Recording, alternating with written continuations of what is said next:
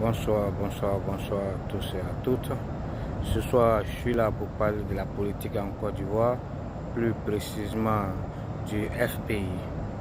Il y a un représentant du FPI qui a été reçu par la RTI. Et ce représentant, c'est M. Marcel Kragbe. Il est représentant du FPI aux États-Unis. Donc, sur cette rencontre, ce monsieur a dit des propos et des arguments vraiment que moi je trouve non fondés et raisonnables. D'abord, il dit que les gens sont en train de ternir l'image du FPI. Bon, je peux lui dire déjà, personne n'a terni l'image du FPI. Le FPI lui-même a terni son image.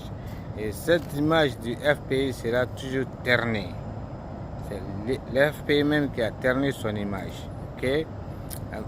Puisque le FPI est un parti qui n'est même pas soudé, un parti qui est divisé et même qui se sont divisés en fractions. Personne n'a divisé le FPI, c'est le FPI lui-même qui s'est divisé. Okay? Donc, maintenant, il dit que ce professeur, M. Marcel Kragbe, il dit que la CEI est dépassée. Et pourquoi il dit que la CEI est dépassée? Qu'est-ce qui lui fait qu'il dit que la CEI est dépassée? Parce qu'aujourd'hui, le FPI n'est pas au pouvoir, donc la CEI est dépassée. Quand le FPI était au pouvoir, comment était la CEI? Hein? Tout le monde le sait bien. Bon, mais aujourd'hui, ils ne sont pas au pouvoir, ils sont en train de dénigrer tout. Donc, c'est ce genre de paroles, ce genre d'arguments que nous, Ivoiriens, nous ne devrons pas accepter. Il dit que le régime du président Ouattara est dictatorial. Qu'est-ce qui lui fait que le régime est dictatorial? Parce qu'ils ont mis des gens en prison. Mais bien sûr que oui, ils vont mettre les gens en prison. Toute personne qui va venir en Côte d'Ivoire, qui va essayer de s'aimer la troupe, qui va essayer de s'aimer la pagaille, qui va essayer de mettre le pays en conflit, dans la guerre, non, ces personnes-là doivent aller en prison. On ne doit pas laisser un fauteuil de trou au dehors et mélanger le pays. Non, nous on a besoin de la stabilité. Et on a besoin que le pays soit calme et que l'économie marche et que les gens vivent en paix. C'est ce que nous voulons. Nous ne voulons plus un autre bain de sang. Les 3000 morts qui ont été tués au temps de Babo, nous ne voulons plus ce genre de massacre encore en Côte d'Ivoire. Okay? Donc nous voulons la paix. Il dit que les partisans du FPI qui ont quitté le FPI pendant la crise, donc ils sont en train de militer pour que ces gens-là reviennent. Non. Ce n'est pas militer pour que les gens reviennent au PDC. Les gens vont revenir au FPI s'ils veulent revenir. Ok? Quelqu'un veut revenir au FPI, il va revenir. Donc, si le parti n'est pas sur le bon chemin, le parti n'est pas droit, le parti n'est pas honnête, et les leaders du parti ne sont pas honnêtes, comment les gens vont revenir? Un leader qui ment, un leader qui est un boulanger, ce n'est pas facile pour que les gens reviennent. Il faut avoir la confiance des gens. Les gens doivent avoir la confiance du parti aussi et les gens peuvent revenir. Mais c'est très difficile que les gens reviennent parce que le FPI est un parti de diviseurs, un parti de problèmes. Depuis que le FPI même est créé, ils sont toujours là à créer des problèmes dans le pays. Depuis longtemps. Depuis tant de fouets. On a vu Babo ici insulter au fouet, un vieux. Comme lui, il est un vieux, comme au fouet, il insulte. Il met les bâtons dans les roues du fouet, fatiguer le vieux. La démocratie, blablabla, le fouet a accepté tout. Ça n'a pas suffi. Il a fait sortir les enfants ici, les élèves dans la rue partout en 90. Les gens ont caché partout, crié le nom du fouet, ou fouet voleur. Tout le monde se souvient de ça. Tout ça, c'est le truc de Babo. Mais quand il est venu au pouvoir, on a vu. Il a détruit le pays carrément. Le temps du fou était mieux, 10 000 fois mieux que ce monsieur, ce refondateur qui est revenu. Il est venu, il a tout renversé. Hein? C'est un parti, le FPI est divisé, le FPI est fini. On ne peut pas croire ce parti, c'est un parti vraiment qui aime des problèmes, qui met le pays en retard. Hein? Babo a berné tous les Ivoiriens ici pendant des années et des années. Qu'est-ce qu'il a apporté au pays? Rien. Rien. Et maintenant, il parle que le FPI et le PDCI vont s'associer. Ils vont s'associer pour empêcher le président Ouattara de gagner les élections de 2020. Bon, le FPI et le PDCI n'ont pas besoin de s'associer parce que le FPI et le PDCI sont deux partis différents, deux partis qui ont des idéologies différentes, deux partis qui ne vont même pas dans la même direction. Donc, si le FPI se joint au PDCI, donc le PDCI sera détruit. Parce que le Babo va détruire. Babo, c'est un problème. Et je peux garantir aussi que le FPI ne doit même pas s'associer au PDCI. Parce que le PDCI est un parti de paix, calme, comme Oufoui l'a dit, le Oufouitis. Et qu'aujourd'hui, le PDCI veut se joindre au FPI, mais là, c'est la mort. Et puis si Bédié même fait ça, il va trahir la mémoire du président Houphouët-Boigny. Parce que tout ce que Babo a fait à Houphouët, Bédié ne doit pas oublier ça. Ces deux partis-là ne peuvent pas aller ensemble et ne doivent pas aller ensemble. Ça, c'est très clair. Je tenais à vous dire ça et à souligner ça. Ok? Et voilà. Il dit que ce monsieur Krabbe, Marcel, il dit qu'il est docteur. Ici, d'après lui, donc il dit que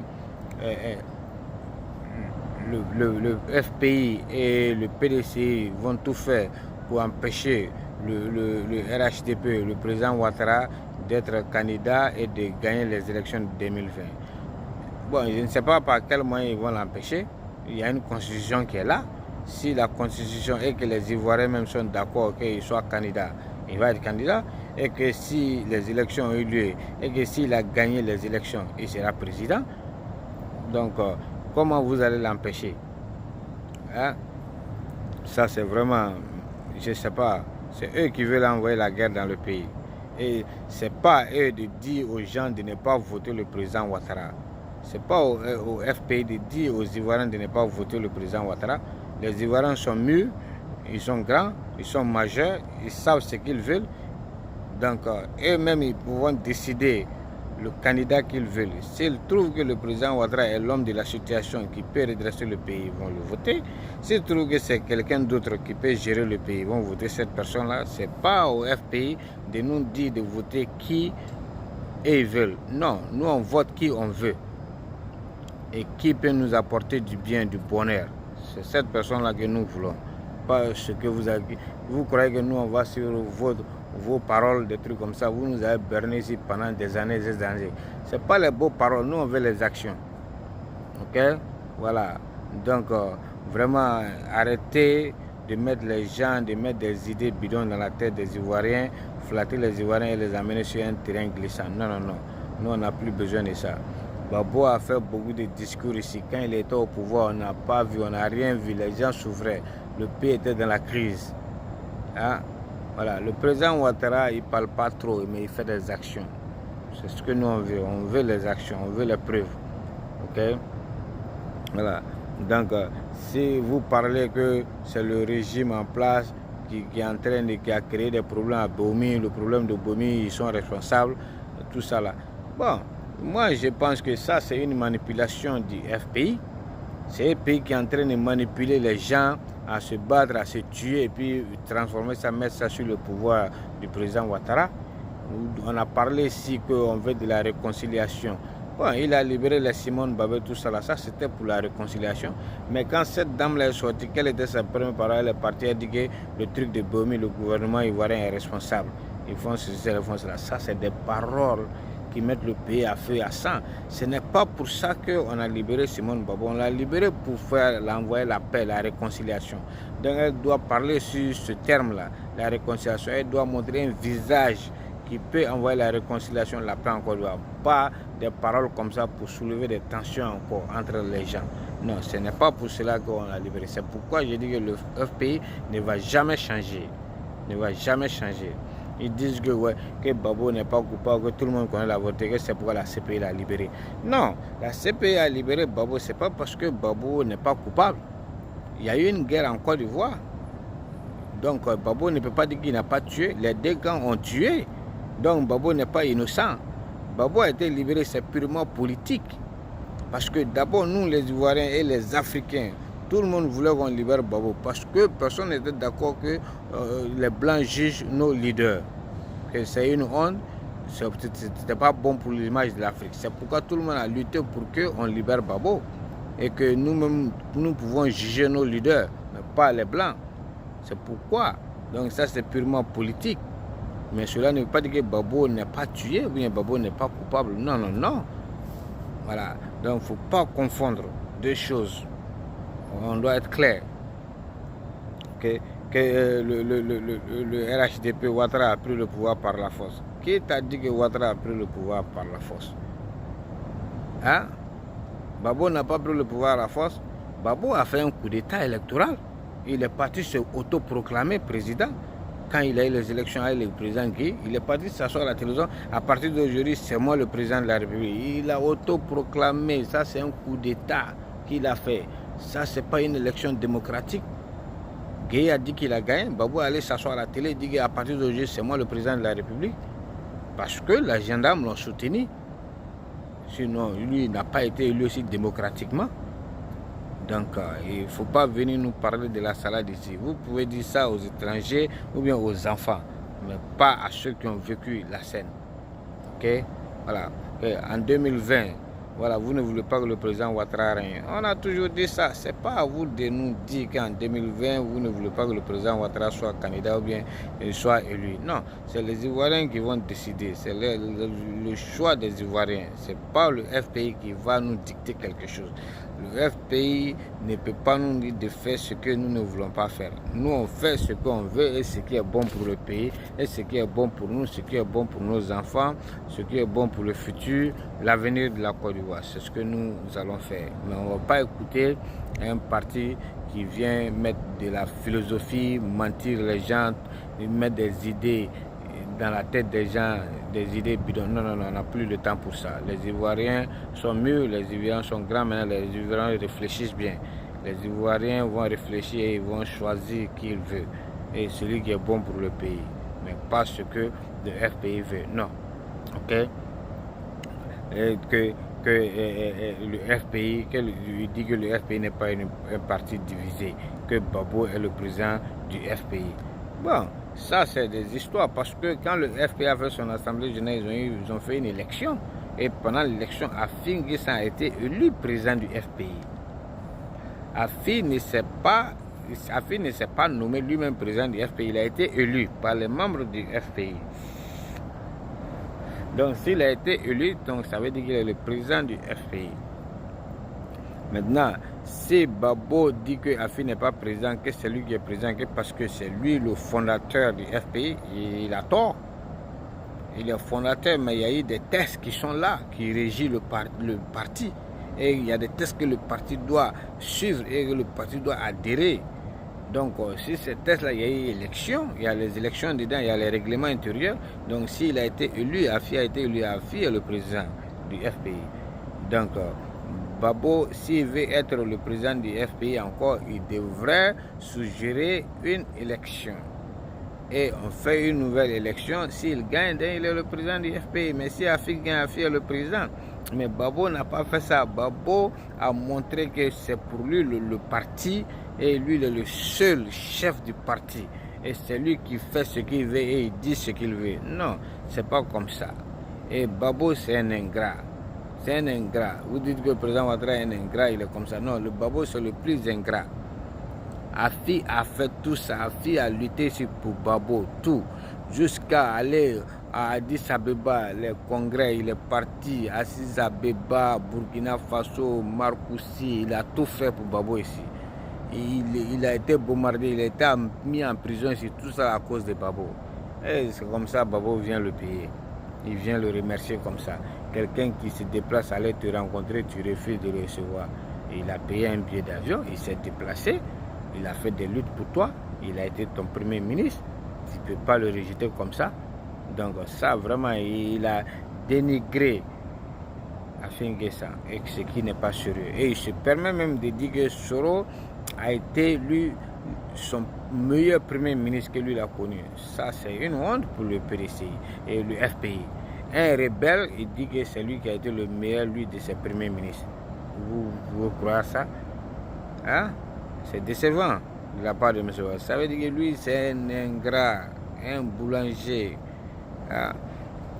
On dit que Afi a trahi le FPI parce que Afi s'est rapproché du président Ouattara, tout ça là. Mais ça, c'est une honte. Mais Afi ne peut pas se rapprocher du président Ouattara. Pourquoi? Il se rapproche de lui, ils vont causer, ils vont parler. Cela ne veut pas dire qu'il va suivre les idées du président Ouattara. Ça, c'est un.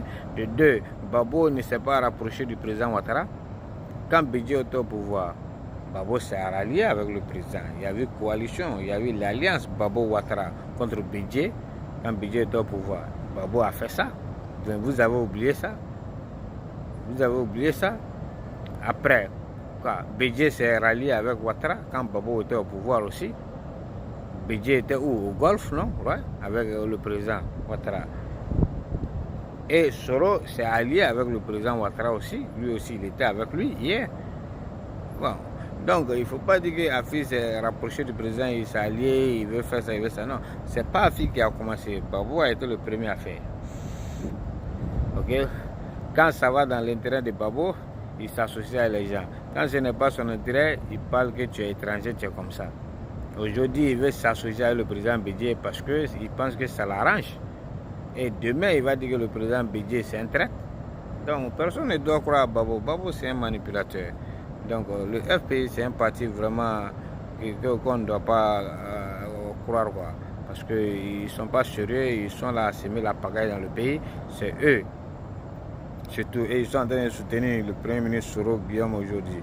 Soro ne doit rien dire du président Ouattara. Le président Ouattara n'a jamais insulté Soro. Le président Ouattara n'est jamais sorti publiquement dire des propos sur Soro, des propos négatifs sur Soro. Il n'a jamais fait ça.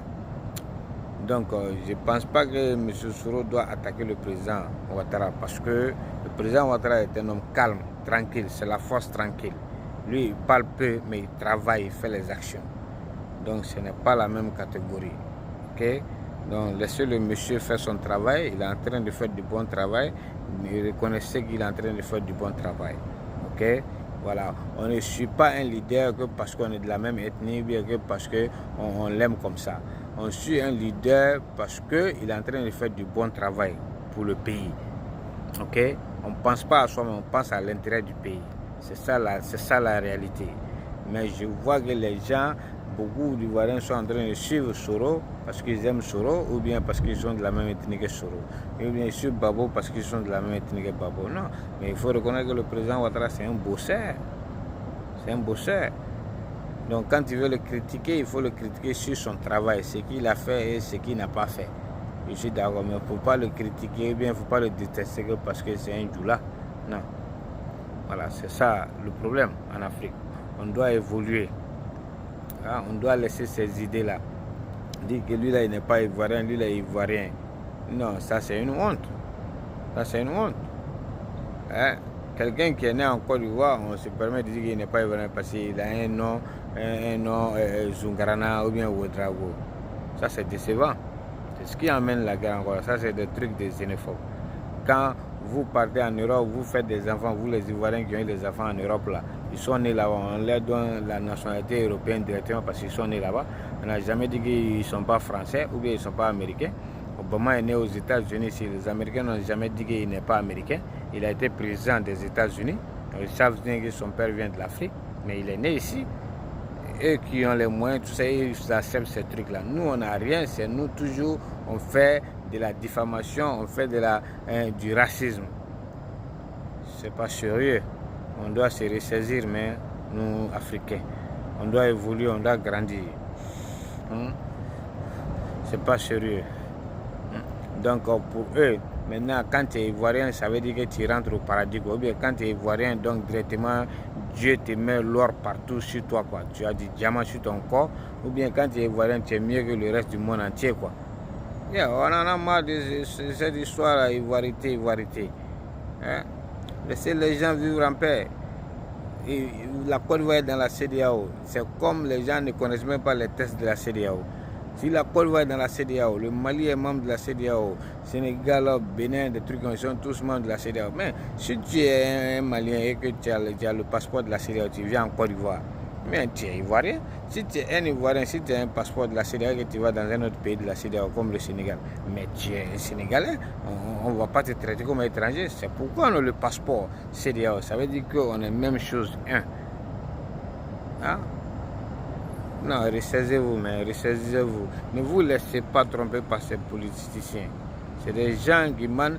Nous, on ne veut plus aller dans la guerre, on ne veut plus avoir ce genre de problème en Côte d'Ivoire. Donc, je demande à tous les Ivoiriens et à toutes les femmes, les mamans, ne laissez jamais vos enfants encore sortir dans la rue pour aller se faire tuer, massacrer, comme ce qui s'est passé au temps de Babo. Non, je vous en prie. Restez à la maison, restez calme. Allez-y voter et puis c'est tout. Mais ne sortez pas pour aller vous tuer encore. Dites à vos enfants, le moment, je vous en prie. Parce que ceux qui parlent là, ils sont en Europe, aux États-Unis. Et ils parlent seulement pour flatter les gens. Mais quand on va commencer à tirer sur les gens, ceux-là, ils sont en France, aux États-Unis, c'est pas sûr on tue. Parce qu'ils ne sont pas sur le terrain. Nos frères, nos parents qui sont sur le terrain là, c'est eux qui vont souffrir, c'est eux qui vont mourir. Les gens qui parlent beaucoup, eux, ils sont à l'extérieur, ils ne sont pas sur le terrain. Donc, je vous en prie, ne les suivez pas. Ah, ok. Voilà. Donc, c'est ça ce que je tenais à dire. Et que les Gore et les partisans du FPI, et M. Marcel Kragwe, vous parlez de la rébellion. Et Soro et Alassane, quand on met un rebelle comme chef, c'est comme ça. Qui a mis un rebelle comme chef? C'est pas Babo qui a été le premier à mettre le rebelle comme chef. Il a mis Soro comme son premier ministre. Ça vient de Babo d'abord. Et c'est Babo qui l'a rendu riche, non? Ou bien? Voilà, où Soro peut avoir cet argent-là. C'est pas Babo qui l'a rendu riche, c'est pas Babo qui l'a mis comme premier ministre. Et vous avez dit que Babo n'est pas franc-maçon, qu'il ne suit pas les Français. Il est panafricain. S'il est panafricain, Babo a été d'accord parce que la France lui a dit de laisser Soro premier, il a accepté. Il n'a pas pensé à l'intérêt du pays, maintenant il a pensé à son intérêt parce qu'il avait peur de la France. Il a accepté de signer tous les trucs, les rendez-vous qui se sont passés, les meetings qui se sont passés, les accords qu'on a signés. Et Babo a signé, c'est lui qui a signé, il était d'accord. Les accords de Marcoussi, Ouagadougou, tout ça là, il a signé. C'est pas lui qui a envoyé Tagro pour aller le représenter à Ouagadougou. Hein? Donc s'il y a eu Alliance Soro, Ouattara, ils ont fait des business, ils ont fait des manipulations en dessous de la table, tout ça là. Ça ne s'est pas fait à l'issue de Babou. Il était là, il était présent, il a accepté, il a signé. Et il a envoyé des représentants à Tagro pour aller le représenter. Donc ne parlez pas et ne dites rien ici qui peut manipuler ou bien tromper la tête des gens. Non, on n'est jamais d'accord pour ça. Ok? Et que vous êtes en train de dire que ce monsieur Marcel Prague dit que monsieur le président Ouattara a des partisans qui sont en Côte d'Ivoire, ils sont tous armés. Ils sont en Côte d'Ivoire, ils sont armés. Donc que c'est des étrangers. Bon, et même Bébé m'a parlé de ça, que c'est des trucs qui sont vrais. Bon, c'est ce que je dis. Ça, c'est des diffamations. Bédié n'a pas de preuves pour montrer que les Ivoiriens, le président Ouattara a fait venir des étrangers en Côte d'Ivoire, il les a armés, tout ça là. Bédié n'a pas de preuves. Et toi-même, M. Marcel Prague, tu n'as pas de preuves. Tu parles parce que tu as envie de parler. Ok? Donc, montrez-nous la preuve. Nous, on veut la preuve. Qui montre que le président Ouattara a envoyé des étrangers en Côte d'Ivoire et il les a armés. C'est cette preuve-là que nous, on veut.